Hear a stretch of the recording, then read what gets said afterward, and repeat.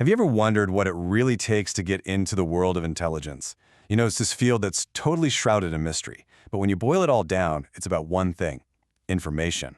And to get a seat at the table, you've got to prove you can handle it. So today, we're going to put you to the test. This isn't some movie cliche with gadgets and car chases. Nope. We're going to walk through the actual questions that aspiring intelligence officers have to answer. So, think you've got what it takes? Let's find out. And for this, we're not just making stuff up. We are pulling directly from the official recruitment exam for a junior intelligence officer in India's Intelligence Bureau. This is the real deal, a genuine look at the kind of mental and technical hurdles these candidates have to clear. Now, what we're about to look at isn't just a random series of trivia questions. Oh no. Each one of these is specifically designed to probe a certain skill, to test a particular way of thinking. You could say it's a blueprint for the mind of an analyst. So the exam is basically broken down into two major parts. You've got mental agility, and then you've got deep technical expertise. We're going to take a crack at both, and we'll start with the mind games. Ready? Okay, let's dive right in. Round 1 is all about logic, patterns, and your ability to make deductions under pressure. No calculators, no Googling. Just you and your brain. First up, a classic code-breaking problem. Take a look. You've got two phrases and their coded versions. The puzzle is to figure out the logic. So how would you go about isolating the code for just the word it? So the very first step in any kind of analysis like this is to just strip away all the noise. We actually don't need to know what hot or did means. We just have to focus on the relationship between the pieces of info we do have. And there it is. You just identify the one element that shows up in both original phrases. That's the word it. Then you find the one code that shows up in both translated phrases, deeds. The connection is suddenly crystal clear. It has to be deeds. Simple, clean, deductive reasoning. And that right there, that reveals the real skill they're testing. This has nothing to do with being a linguist. It's about pure pattern recognition. The ability to find that one constant in a whole field of variables, well, that's absolutely fundamental to intelligence work. Okay, let's try another one. A number series. Now, this might look like something you'd see on a middle school math test, right? But in the world of intelligence, it represents something much more important: the ability to quickly and accurately predict what comes next in a sequence. So the answer is, of course, 32. It's just a simple pattern of multiplying by 2. And you might be thinking, well, that was easy. And that's the point. An analyst has to be a master at spotting the obvious trends before they can ever hope to uncover the ones that are truly hidden.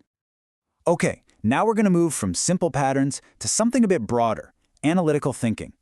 Take a look at these two statements. Are these just two random facts about modern India? Or is there a deeper connection at play? And here, we see the next critical skill in action: cause and effect analysis. I mean, think about it. It's really unlikely you'd see a huge boom in financial technology without widespread internet access. An officer has to connect these dots to see how one event makes another possible if they're going to understand the bigger picture. All right, let's switch gears and move into the technical round. Because for a tech-focused intelligence officer, being a logic puzzle whiz isn't enough.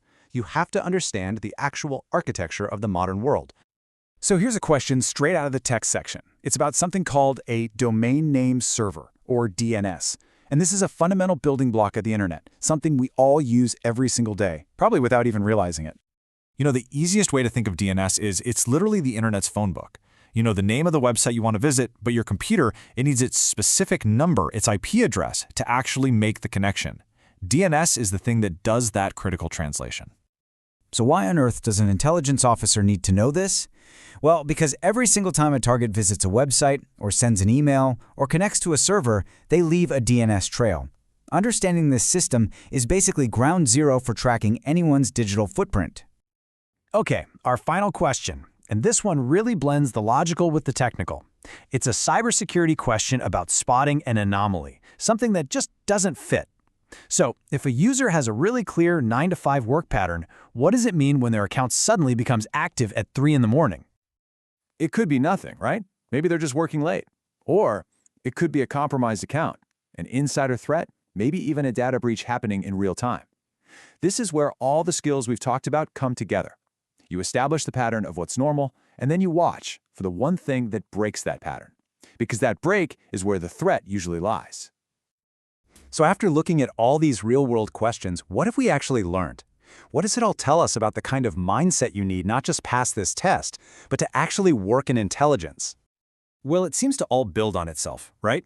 It starts with pattern recognition, which then allows for solid logical deduction.